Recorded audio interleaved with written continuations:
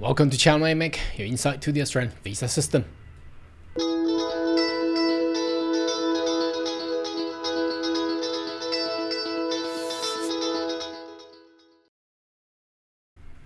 Good day everyone, my name is Carl Young, your online YouTube visa consultant.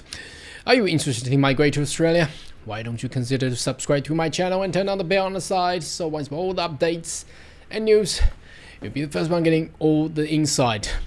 Well, it's gonna be a very busy December for us because the government of Australia has chose to announce all the new policies. Well, just last weekend. So we're gonna catch up with all this updated stuff. So ensure that you subscribe and share with your mates. Now, today's video we're gonna talk about the SID, SID 482 visa. Now, what's been changed and what's the advantage? Now, basically, I can see that the SID visa is actually more relaxed in compared to the previous TSS visa. Well, which also aligns with the migration strategy plan.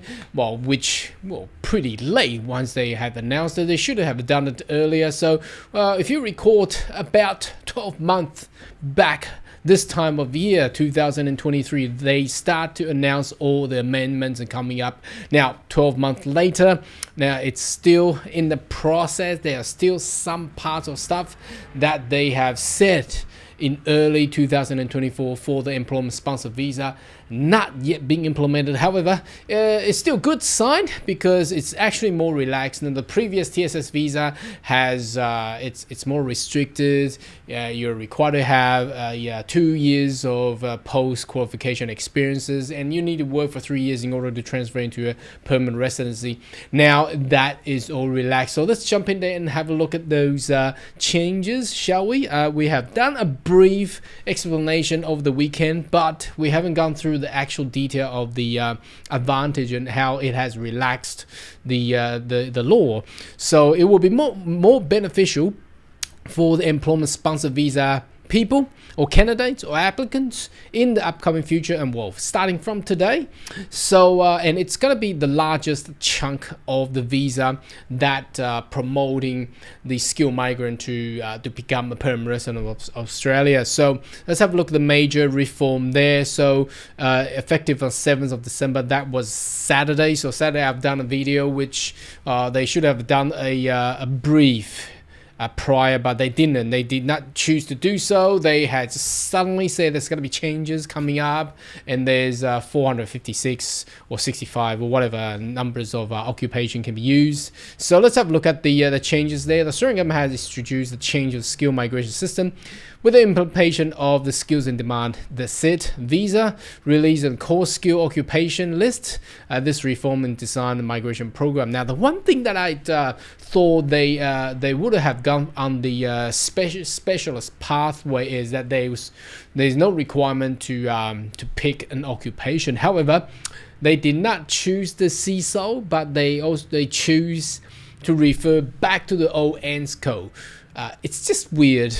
But anyhow, if that's it, then that's it. They probably will come up with new changes in the future. So the core skill occupation list to CISO. CISO consolidated multiple previous skill occupation lists, including 450. It's actually 456, I think. Sectors of construction, cybersecurity, agriculture, and health. I'm not too sure about many in construction though. But anyhow, there's basically they consolidating the previous medium long-term skill occupation list and the short-term list, and also the regional. So what does that say to us? That means if you have the previous occupation that only allowed to do it in regional, now you can actually do it in a city. You know, you can do it in the city. You're not required to go to regional anymore. So again, the regional council, regional government, and the regional business will then cry out for more skill, a better scheme. Well, I think they will next year. They probably will introduce a better subclass 494, the regional employment sponsor visa, to actually attract people. But unfortunately, that's not the goal and the guideline for this video today. So anyway, it's bad luck for the regional at this point in time. So all the skill migrant might as well just go to the city now. Okay, accepting the SID core skill and employment. The employer nomination scheme subclass direct entry stream. So the CISO can be used on the 482 visa and also on the 1A6. Now that also opens up a lot of opportunity. Now previously 1A6 could only, the direct entry, the DE is only open up for the medium and long term occupation.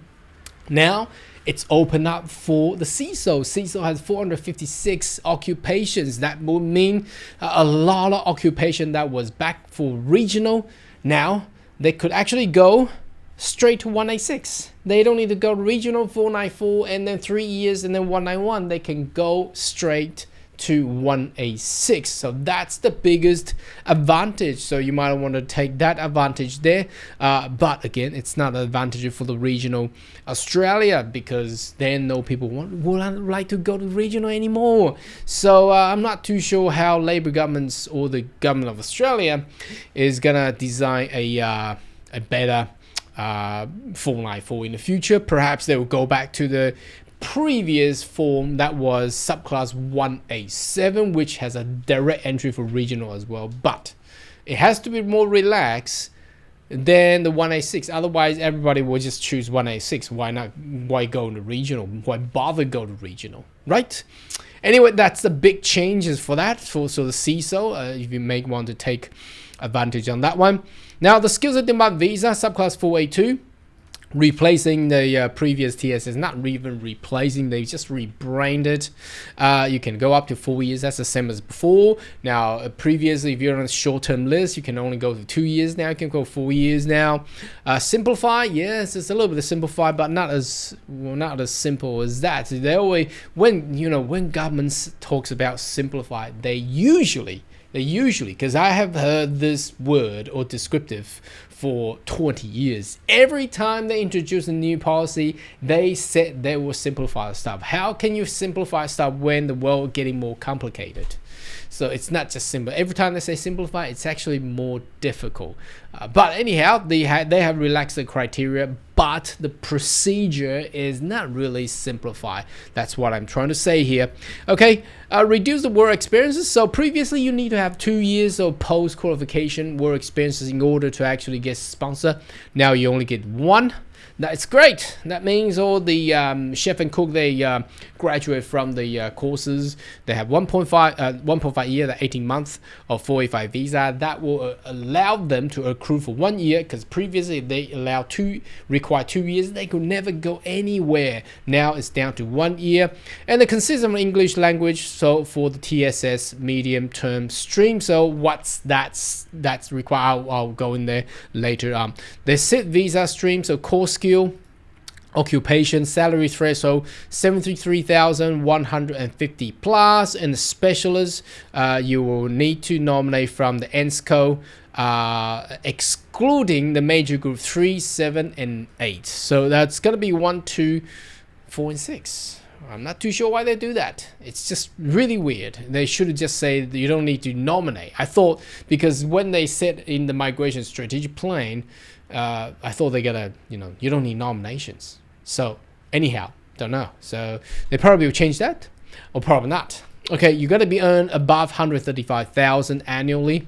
And the labor agreement, unfortunately, they are still in transition. They are still talking about how they're gonna reform the essential skills stream. So arrangements. So if you're still on TSS, yes, you can just go on the same way, and everything else has been changed. Now the next one is we got to talk about a little bit of the change on the English side. So previously there has been 2 parts. So the short term has the requirement for the short term list occupation, and the English requirement for the medium long term. Now everything goes into the medium long terms criteria, and the validity of your IELTS result or whatever the English test result is 3 years. And if you were Canadian or New Zealand, Ireland, UK, or US citizens, you're exempt to do so, or you have conducted at least 5 years of full-time study in the English-speaking countries.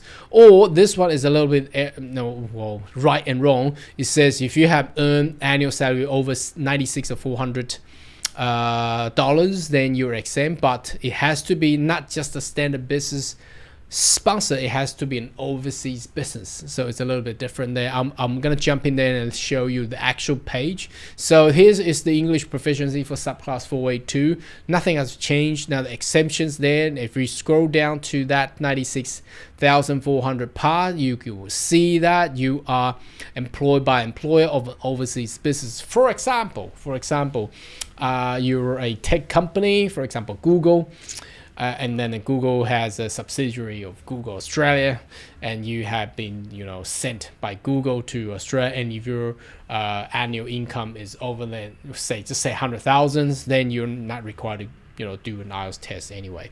And the business associate entity work in Australia, and that was it. So don't worry about the short term. They should just cut this out, and the reason they haven't cut it out because there are still people holding, I believe there's still people holding TSS short-term visa there. So anyway, that's why it's still there.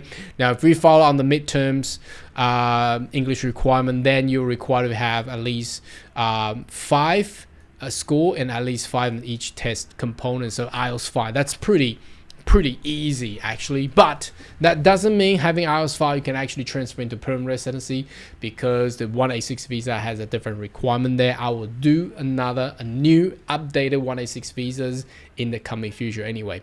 So if you have more question query, more than welcome to leave comment right down below, and I see you next video. Goodbye.